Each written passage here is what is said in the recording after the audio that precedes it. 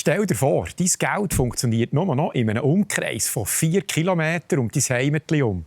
Und das nur noch für 6 Monate. Ich weiss, das klingt noch unrealistisch.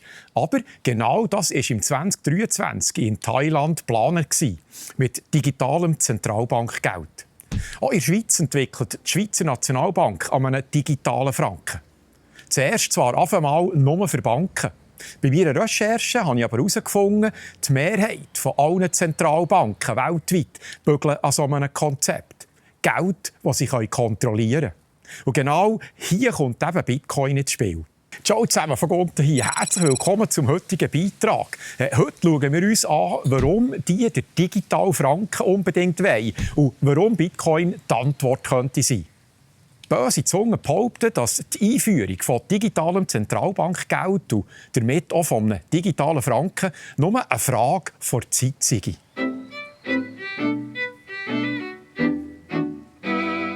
Und tatsächlich, wer sich ein bisschen damit beschäftigt, findet schnell Informationen dazu. Zum Beispiel die SNB, die Schweizerische Nationalbank, testet seit 2020 unter dem Namen Projekt Helvetia verschiedene Formen eines digitalen Franken. Der aktuelle Stand ist aber der, es geht im Moment nur um ein System für Banken untereinander. Die SNB sagt dem eine sogenannte Wholesale CBDC, also nichts für Privatpersonen. Der SNB-Direktor, Thomas Jordan, hat im 2024 noch gesagt, der Zahlungsverkehr in der Schweiz funktioniere gut und die SNB sieht derzeit keinen Bedarf für digitales Zentralbankgeld für die breite Bevölkerung. Aber man sollte trotzdem wissen, die meisten Zentralbanken der Welt beschäftigen sich gerade aktiv mit digitalen Zentralbankwährungen. China hat sein digital Yuan schon für Privatpersonen eingeführt, mit über 260 Millionen Nutzer in den Pilotregionen. Und die EU arbeitet aktiv am digitalen Euro. Die Richtung scheint also klar. Und darum habe ich mich gefragt, was wäre denn eigentlich, wenn so ein digitaler Franken einmal auch für uns alle kommt? Was wäre denn anders als heute? Heute habe ich mein Geld noch auf einem Konto bei der Bank von meiner Wahl. Und diese Hausbank verwaltet es. Beim digitalen Franken wäre das ganz anders. Dann wäre mein Konto direkt bei der Zentralbank. Als Konsequenz wäre jede Transaktion an einem zentralen Punkt direkt nachverfolgbar. Jedes Kaffee, jede Spende an einen Verein, jeder Einkauf. Alles direkt sichtbar bei der Zentralbank. Ich weiss, was ein paar von euch jetzt sagen. Aber das ist doch heute schon so. Bei jeder Kreditkartenzahlung, bei jedem Einkauf mit dem Maestro-Kärtchen etc. Stimmt. Aber es gibt einen wichtigen Unterschied.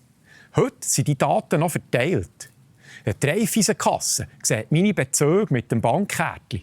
Visa sieht meine Kreditkartenzahlungen. Und Twint sieht nur meine Twint-Überweisungen. Oder ich hole Bargeld am Bankomat und zahle dann bar, wenn ich etwas gänkeln. Niemand sieht alles auf einen Blick. Bei einem digitalen Franken und in einer Welt ohne Bargeld wäre alles an einem einzigen Ort, bei der Zentralbank. Aber das ist eben noch nicht alles. Das Stichwort heisst programmierbares Zentralbankgeld. Das bedeutet konkret 2 Sachen. Erstens, es ist Geld, das nur für bestimmte Zwecke ausgegeben werden kann. Und zweitens, es ist Geld, das automatisch vergeht, wenn es nicht bis zu einem bestimmten Datum verklebt wird. Ich weiss, das klingt nach einem Zukunftsroman, aber beides wird schon getestet in der echten Welt. Erstes Beispiel China. Lokale Behörden haben in den letzten Jahren digitales Geld an ihre Bürger verteilt, als Konsumgutscheine. Mit einem Verfallsdatum. Wer das Geld nicht innerhalb weniger Wochen ausgegeben hat, hat es verloren. Viel Spass beim Sparen und Geld anhäufen. Zweites Beispiel. Thailand. Dort hat die Regierung im 2023 ein digitales Auszahlungsprogramm geplant. Mit Verfallsdatum nach 6 Monaten. Mit der Einschränkung, dass man es nur innerhalb von 4 Kilometern Radius vom Wohnort ausgeben kann. Die Idee ist dann später abgespeckt worden und im 2025 haben sie es ganz eingestellt. Aber es zeigt, was technisch möglich ist, wird hier ernsthaft erwogen. Was man verstehen muss, wenn wir auf ein vollständig digitales Transaktionssystem umstellen, also Zahlungen nur noch digital funktionieren und dieses mit einer digitalen ID verknüpfen, dann greifen plötzlich alle digitalisierten Systeme ineinander. Zusammen bilden sie ein vollständiges Kontrollnetz. Die beiden Voraussetzungen, damit diese Falle zuschnappt, die digitale ID und ein komplett digitales Geldsystem.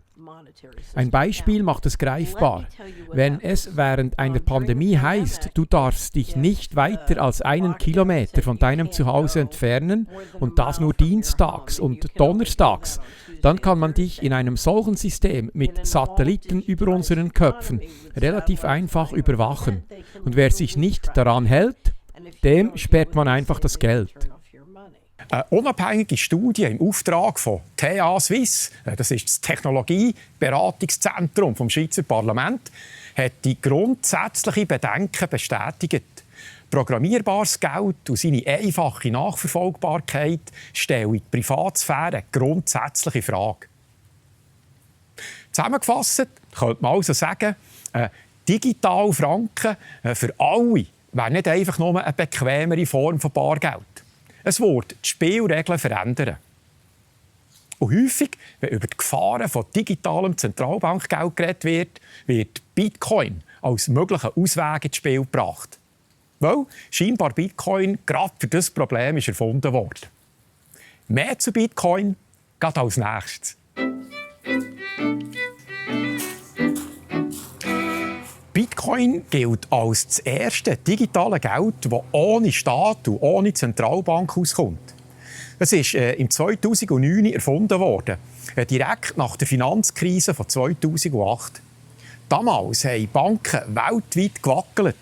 Häufige sind kollabiert, andere sind mit Steuergeld gerettet worden. Genau in diesem Moment ist Bitcoin aufgetaucht, erfunden von jemandem mit dem Pseudonym Satoshi Nakamoto. Wer das wirklich ist, weiss bis heute niemand. Eine der bekanntesten Theorien, Len Sassaman, sei es gewesen, ein US-amerikanischer Kryptographie-Experte. Aber es könnte auch jemand anderes gewesen sein oder ein Geheimdienst. Alle Theorien existieren.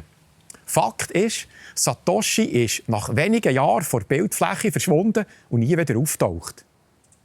Bitcoin hat 2 Kernpunkte, die es scheint überlegen machen.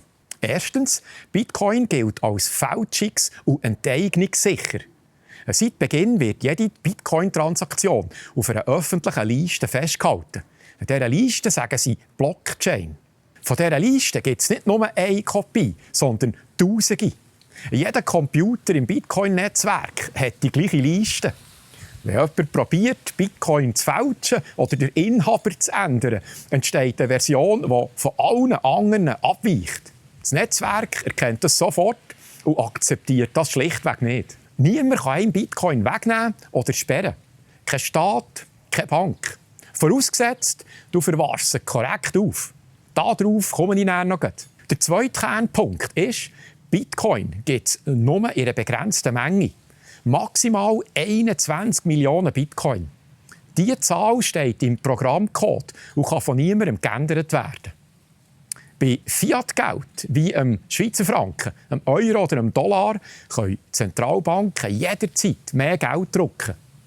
Mehr Geld im Umlauf bedeutet, dass es Kaufkraft einbüsst.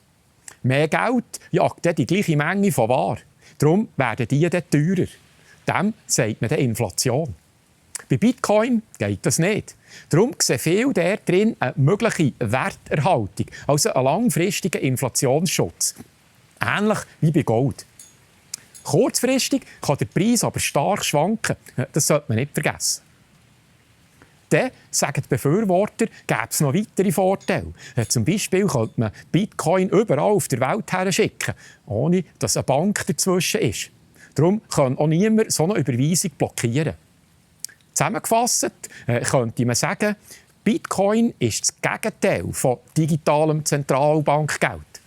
Beim digitalen Franken hockt die Zentralbank in der Mitte und kontrolliert alles.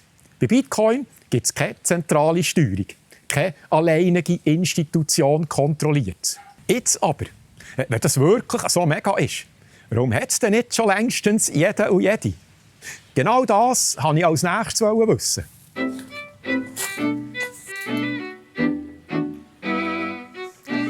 Bitcoin hat natürlich auch Kritiker. Ich habe die 5 häufigsten Einwände für euch zusammengetragen.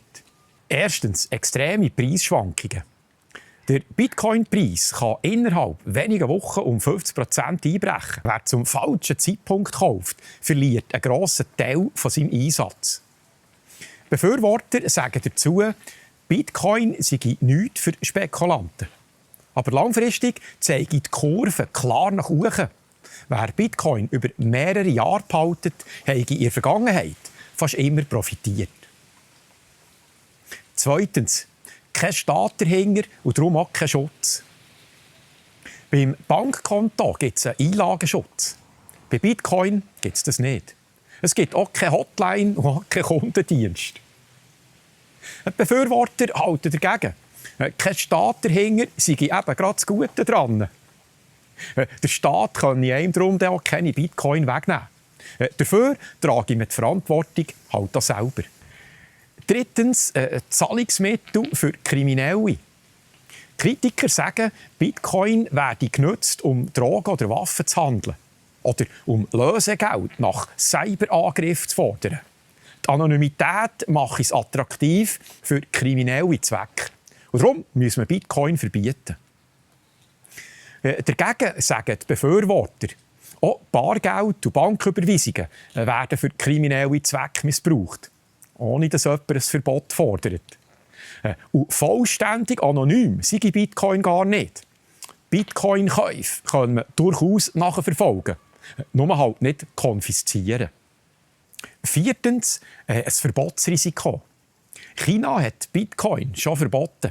Andere Länder könnten folgen.